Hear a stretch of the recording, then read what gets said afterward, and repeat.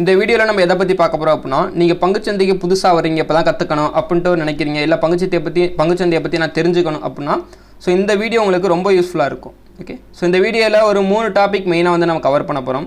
First சந்தைனா என்னன்னு அதை பற்றி கவர் பண்ண போகிறோம். நெக்ஸ்ட்டு பங்கை பற்றி கவர் பண்ண போகிறோம், பங்கு எப்படி கிரியேட் ஆகுது, ஸோ அதை பேஸ் பண்ணி கவர் பண்ண போகிறோம். அதுக்கப்புறம் இந்த பங்குச்சந்தையை யார் நடத்துறது, ஸோ அந்த ஒரு 3 டாபிக் தான் இந்த வீடியோவில் வந்து நம்ம கவர் பண்ண போகிறோம். ஃபஸ்ட்டு சந்தை. ஸோ சந்தைங்கிறது நார்மலாக நம்ம எல்லாத்துக்கும் தெரிஞ்ச விஷயம் தான். ஒரு பொருளை வந்து ஒருத்தர் விற்கணும், ஸோ அந்த விற்கக்கூடிய பொருளை வந்து ஒருத்தர் வாங்கணும். ஸோ இதுக்கு பேர் தான் வந்து சந்தை அப்படிம்போம்.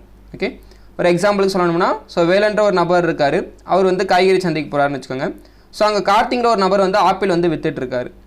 ஸோ அவர் விற்கக்கூடிய ஆப்பிளோட ப்ரைஸ் என்னென்னு பார்த்தீங்கன்னா 1 kg வந்து 100 rupees. ஓகே, ஸோ இவர் வந்து 10 kg வாங்கிட்டு வர்றாரு. ஸோ இப்போ யார் விற்கிறான்னா, கார்த்திங்கிற நபர் வந்து ஸோ அந்த ஆப்பிள் வந்து விற்கிறாரு, வேலன்ற நபர் வந்து அந்த ஆப்பிளை வந்து வாங்கிக்கிறாரு. ஸோ ஒரு டிரான்சாக்ஷன் வந்து கம்ப்ளீட் ஆகுது, சந்திப்பு வந்து நடக்குது. ஸோ அதனால் அது சந்தை அப்படிங்கிறோம்.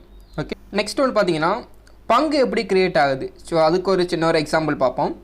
ஸோ ஒரு நார்மலாக பார்த்தீங்கன்னா ஒரு குடும்பத்தில் வந்து ஒரு 4 பேர் இருக்காங்கன்னு வச்சுக்கோங்க. ஸோ அவங்களுக்கு பூர்வீகமான சொத்து வந்து ஒரு ஏக்கர் இருக்குது. ஸோ அந்த சொத்தை வந்து 4 பேர் இருக்காங்க, 4 பேர்த்துக்கு சரிபாதியாக பிரிச்சாகணும். ஸோ நம்மளுக்கு 100 சென்ட் அப்படிம்போம், ஒரு ஏக்கர் வந்து 100 சென்ட் அப்படிம்போம். 4 பேருங்கிறப்ப நம்ம 4 டிவைட் பண்ணோம்னா ஸோ நம்மளுக்கு ஆளுக்கு பார்த்தீங்கன்னா 25 சென்ட் வந்து ஸோ ஆளுக்கு வந்து பிரியும் ஒவ்வொரு ஆளுக்கும். ஸோ 4 பேத்துங்கிறப்ப 100 சென்ட் வந்து கம்ப்ளீட் ஆயிரும். ஸோ இப்போ அதை பிரிஞ்சதெல்லாம் என்ன பண்ணோம்னா பங்கு அப்படிம்போம். அதாவது எனக்கு பிரிஞ்ச பங்கு, அது உனக்கு பிரிஞ்ச பங்கு அப்படின்ட்டு ஸோ அவங்க இடத்த வந்து அவங்கவுங்க அளந்து கல் போட்டு ஸோ அவங்கவுங்க அதை வந்து அனுபவிக்க ஆரம்பிச்சிருவாங்க. ஸோ இதே மாதிரி தான் ஒரு கம்பெனிலையும் எக்ஸாம்பிளுக்கு ஒரு கம்பெனி நேம் வச்சு ஸோ அங்கே எப்படி ஸோ பங்கு வந்து டிவைட் ஆகுது, நம்மளுக்கு எப்படி பிரிக்கிறாங்க, எதனால் பிரிக்கிறாங்க அப்படின்னு பார்ப்போம். ஸோ ட்ரிங்க் ஆர்கானிக் மார்ட் அப்படிங்கிற ஒரு ப்ரைவேட் கம்பெனி இருக்குது. ஓகே, ஸோ இவங்க வந்து இவங்களோட ஒர்க் என்னென்னு பார்த்தீங்கன்னா ஸோ இயற்கையில் விளையக்கூடிய பொருட்களை வந்து இவங்க வந்து விற்பனை செய்கிறவங்க. ஓகே, இவங்களோட நிறுவனம் பார்த்தீங்கன்னா ஒரு இடத்துல தான் இருக்குது. இப்போ இவங்களோட பிரான்ச்சை வந்து பல இடத்துல ஓப்பன் பண்ணுறதுக்காண்டி ஸோ இவங்களுக்கு வந்து கேபிட்டல் அப்படிங்கிறது ஒன்று தேவைப்படுது. ஸோ கேபிட்டல்னால் மூலதனம், அந்த மூலதனங்கிறது அவங்களுக்கு வந்து தேவைப்படுது. ஸோ இப்போ இந்த மூலதனத்துக்கு அவங்க என்ன பண்ணலாம் அப்படின்னா, ஸோ ஃபஸ்ட் ஒன் வந்து எங்கிட்ட லோன்ஸ் கேட்கலாம். ஓகே, இந்த லோன் எதை பேஸ் பண்ணி கேட்பாங்கன்னா, ஸோ இவங்களோட சொத்து மதிப்பு பார்த்தீங்கன்னா 100 கோடி இருக்குது. ஸோ அவங்களோட பில்டிங்ஸ், அங்கே இருக்கக்கூடிய பிளேஸ், மெட்டீரியல்ஸ் எல்லாமே பார்த்தீங்கன்னா 100 கோடி இருக்குது. ஓகே, ஸோ இவங்க ஃபஸ்ட்டு போயிட்டு பேங்க்கை போயிட்டு லோன் கேட்கலாம். ஸோ அங்கே பேங்க்கில் கேட்டாங்கன்னா ரேட் ஆஃப் இன்ட்ரெஸ்ட் அதிகமாக இருக்கும். ஸோ அதை வந்து கொஞ்சம் அவங்க அவாய்ட் பண்ணலாம். நெக்ஸ்ட்டு பார்ட்னர்ஷிப், அது ஒன் ஆஃப் த ஒரு பெஸ்ட் ஐடியா. ஸோ அங்கேயும் சில ப்ராப்ளம்ஸ் இருந்தால் ஸோ அதையும் அவங்க வந்து அவாய்ட் பண்ணலாம். நெக்ஸ்ட் ஒன்று பார்த்தீங்கன்னா எக்ஸ்சேஞ்ச் அப்படிங்கிற ஒரு விஷயத்துக்கு வந்து வருவாங்க. எதனால் அந்த எக்ஸ்சேஞ்சுக்கு வராங்க அப்படின்னா, ஸோ ஒரு எக்ஸாம்பிளுக்கு அவங்க வந்து 100 கோடி ரூபா சொத்து வச்சுருக்காங்க. அதிலிருந்து அவங்களுக்கு பிரான்ச்சை வந்து மற்ற பக்கம்லாம் பிரான்ச் ஓப்பன் பண்ணால் எவ்வளோ தேவைப்படுதுன்னா ஒரு 30 கோடி வந்து அவங்களுக்கு வந்து தேவைப்படுது. மூலதன மதிப்பு அவங்களுக்கு எவ்வளோ தேவைப்படுதுன்னா 30 கோடி வந்து தேவைப்படுது. ஸோ இந்த 30 கோடி கிடச்சா அவங்களுக்கு போதும். ஸோ அப்போ அவங்க என்ன பண்ணுறாங்க அப்படின்னா, ஸோ நம்மளோட கவர்மெண்ட் ஏற்படுத்தின ஒரு இதுதான் பங்குச்சந்தை. ஸோ ஆல்ரெடி இருக்கக்கூடிய நிறுவனங்கள்லாம் சேர்ந்து கவர்மெண்ட்ஸ் எல்லாம் அப்ரூவல் வாங்கி ஓப்பன் பண்ண தான் ஸோ இந்த பங்குச்சந்தை. ஸோ இந்த பங்குச்சந்தையில் என்ன நடக்குது அப்படின்னா, ஒரு பங்கு வந்து கிரியேட் ஆகி அந்த சந்தைக்கு வந்து வரும். இது எப்படி கிரியேட் ஆகுது அப்படின்னா, ஸோ இந்த மாதிரி தான் ஒருத்தவங்களுக்கு வந்து ஒரு நிறுவனம் வந்து ரன் பண்ணுறதுக்கு வந்து ஃபண்ட்ஸ் வந்து பற்றாக்குறையாக இருக்கும். இந்த ஃபண்ட்ஸ் எல்லாம் எங்கே வந்து அவைலபிளாக இருக்குன்னா, ஸோ பீப்புள்கிட்ட இருக்குது. அதாவது நம்மளோட பொதுமக்கள்கிட்ட வந்து நிறையா பொதுமக்கள் இருக்காங்க. ஸோ நிறையா பேர் வந்து படித்தவங்களும் இருக்காங்க, படிக்காதவங்க இருக்காங்க. ஆனால் பங்குச்சந்தைங்கிறப்ப மோஸ்ட்லி எல்லாருமே இன்வெஸ்ட்மெண்ட் பண்ணுவாங்க. இதனால் ஒரு லாங் டேர்ம் இன்வெஸ்ட்மெண்ட் பண்ணி வைப்போம் ஸோ அப்படிங்கிறதுக்காண்டி கண்டிப்பாக இருப்பாங்க. ஸோ அந்த ஒரு பர்பஸ்க்காண்டி பங்குச்சந்தையில் எல்லாருமே இன்வெஸ்ட்மெண்ட் பண்ணுறதுக்காண்டியே பங்கை வந்து பப்ளிஷ் பண்ணுவாங்க.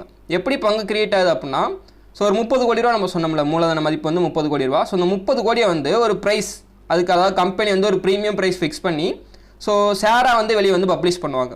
அந்த ஷேரோட ப்ரைஸ் எவ்வளோன்னு பார்த்தீங்கன்னா 100 ரூபி அப்படின்னு வச்சுக்கோங்க. ஒரு ஷேரோட ப்ரைஸ் வந்து 100 ரூபி. இப்போ 30 கோடிக்கு எவ்வளோ ஷேர் வரும்னா ஒரு 3 லட்சம் ஷேர் வரும்னு வைங்க. ஸோ 3 லட்சம் இன்ட்டு 100 போட்டிங்கன்னா உங்களுக்கு 30 கோடி ரூபா மதிப்பு வந்து கிடைக்கும். ஒரு 3 லட்சம் ஷேர் வந்து வெளியே வந்து பப்ளிஷ் ஆகுது. ஸோ இதுதான் வந்து பங்காக வந்து கிரியேட் ஆகுது. ஷேர் தான் பங்கு, அந்த பங்காக வந்து கிரியேட் ஆகி வெளியே வந்து வந்துருச்சு. ஸோ இப்போ இந்த பங்கை வந்து நம்ம எப்படி போய் வாங்குறது அப்படின்னா, ஸோ நம்மளுக்கு மேலே வந்து நிறையா பேர் இந்த பங்கை வந்து ஆர்கனைஸ் பண்ணிகிட்டு இருக்காங்க. ஓகே, ஸோ அதில் ஃபஸ்ட் ஒன் பார்த்தீங்கன்னா நிறுவனம்.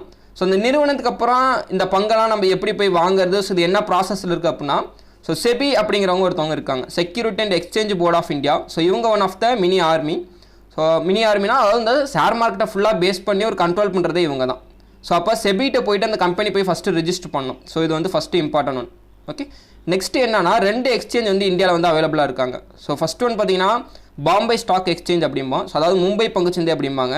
ரெண்டாவது பார்த்தீங்கன்னா நேஷனல் ஸ்டாக் எக்ஸ்சேஞ்ச் அப்படிம்போம், தேசிய பங்குச்சந்தை அப்படிம்பாங்க.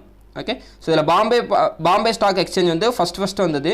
நெக்ஸ்ட் வந்து நேஷனல் ஸ்டாக் எக்ஸ்சேஞ்ச் வந்து ஸோ இப்போ ரீசெண்டாக வந்தது. அதாவது ரீசன்னா ஒரு 1992க்கு அப்புறம் வந்தது. ஓகே, ஸோ இந்த எக்ஸ்சேஞ்சில் போய்ட்டு இவங்க எதுக்காண்டி போகணும் அப்படின்னா, ஸோ இவங்க எவ்வளோ ஃபண்ட்ஸ் கலெக்ட் பண்ணுறதுக்கான சோர்சஸ் ஆஃப் பங்கு வச்சுருக்காங்களோ, ஸோ அந்த பங்கு எல்லாமே கொண்டு போய் இந்த எக்ஸ்சேஞ்சில் போய்ட்டு லிஸ்ட் பண்ணணும். ஸோ என்னோட கம்பெனியை பங்கை வந்து நான் பப்ளிஷ் பண்ண போகிறேன் அப்படின்ட்டு இந்த எக்ஸ்சேஞ்சில் கொண்டு போய் லிஸ்ட் பண்ணால் மட்டும்தான் ஸோ அவங்கள்ட்ட இருந்து பொதுமக்களுக்கு வந்து பப்ளிஷ் ஆகிறதுக்கான ஒரு ஏற்பாடுகள் வந்து நடக்கும். ஓகே, ஸோ அப்போ அந்த பொதுமக்கள் வந்து பப்ளிஷ் ஆகிறதுக்கான ஏற்பாடு வந்து நம்ம போய் நேரடியாக போயிட்டு இப்போ வாங்கிடலாமா ஒரு ஷேர் அப்படின்னா அந்த எக்ஸ்சேஞ்சில் போய்ட்டு அப்படியும் கிடையாது. அதுக்கு கீழே சில புரோக்கர்ஸ் இருக்காங்க. ஸோ அந்த புரோக்கர்ஸ்ட்டு அந்த பங்கு எல்லாமே வரும். ஸோ அந்த புரோக்கர்ஸ் அந்த பங்கு எல்லாமே லிஸ்ட் பண்ணி வச்சுருப்பாங்க. ஸோ அவங்க சில பேர் வாங்கி வச்சுருப்பாங்க. ஸோ அந்த பங்கெல்லாம் வாங்கி வச்சுருப்பாங்க. நம்ம அந்த புரோக்கர்லேருந்து பங்கை வாங்கணும், விற்கணும். ஓகே, ஒரு பங்கு எப்படி கிரியேட் ஆகுது அப்படிங்கிறப்ப ஒரு கம்பெனிக்கு வந்து ஒரு முதலீடு தேவைப்படுது. அந்த முதலீடை போயிட்டு டிஃப்ரெண்ட் டைப்பில் போயிட்டு தேடுறாங்க. ஸோ அப்படி தேடி அவங்களுக்கு கிடைக்கல, சம்டைம்ஸ் இல்லை அங்கிட்டும் கிடச்சிருக்கு அப்படின்னாலும் ஸோ நம்ம பக்கம் வந்து ஒரு பாட்டை வந்து ஒரு ஷேராக வந்து பப்ளிஷ் பண்ணுறாங்க. இந்த ஷேர் வந்து என்ன ஆகும்னா டெய்லி வந்து ட்ரேடிங் நடக்கும்.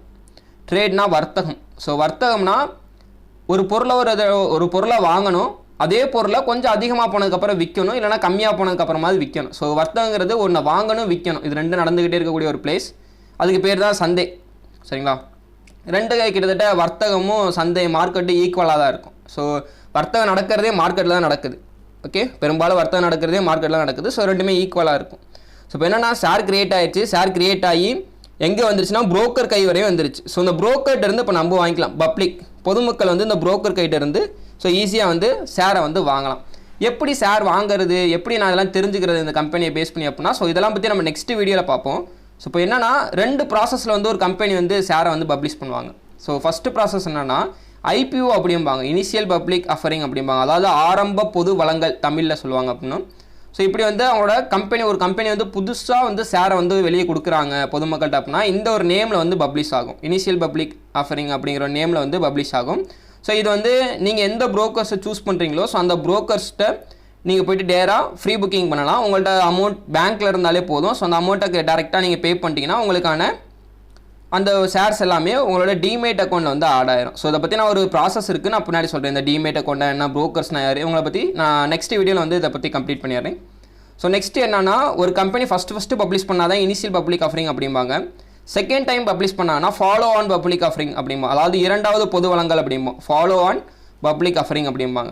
ஸோ இரண்டாவது பொது வழங்கல் வந்து செகண்ட் டைம் வந்து பப்ளிஷ் பண்ணுறது. ஸோ இப்போ என்னென்னா ஒரு கம்பெனி ஒரு ஷேரை கிரியேட் பண்ணிட்டாங்க. கிரியேட் பண்ணி SEBI, NSC, BSE, broker, public so இவங்கள்ட்ட வந்துருச்சு.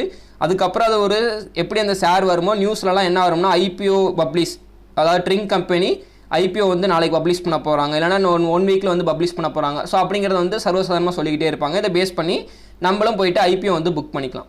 ஸோ இந்த வீடியோவில் வந்து ஸோ நம்ம ஒரு பங்கை பற்றி பார்த்துட்டோம். அதாவது சந்தையை பற்றி ஃபஸ்ட்டு பார்த்தோம். நெக்ஸ்ட்டு பங்கை பற்றி பார்த்தோம். பங்குச்சந்தை யார் நடத்துறது அப்படிங்கிறத பார்த்துட்டோம். யாருன்னா செபியும், NSE, BSE, broker. Okay, so அவங்க நடத்துகிறாங்க. லாஸ்ட்டாக வந்து பப்ளிக் எல்லாமே இப்போ பப்ளிக் எல்லா பங்கையும் வாங்கினா மட்டும்தான் ஸோ மேலே இருக்க எல்லாமே நடக்கும். சரிங்களா? ஸோ இது ஒன்று மட்டும் ஞாபகம் வச்சுக்கோங்க. நெக்ஸ்ட் வீடியோவில் நம்ம என்ன பார்ப்போம்னா ஸோ இந்த பங்குச்சந்தைங்கிற இந்த புரோக்கர்ஸ்லாம் யார், ஓகே, ஸோ இவங்களை போயிட்டு நம்ம எப்படி தேர்ந்தெடுக்கிறது, ஸோ அதுக்கப்புறம் எப்படி ஒரு விலை ஏறுது இறங்குது, ஸோ நம்ம எந்த இடத்துல வாங்கணும், விற்கணும், ஸோ அந்த ஒரு ப்ராசஸ் எல்லாமே நம்ம நெக்ஸ்ட் வீடியோவில் கவர் பண்ணிடுவோம்.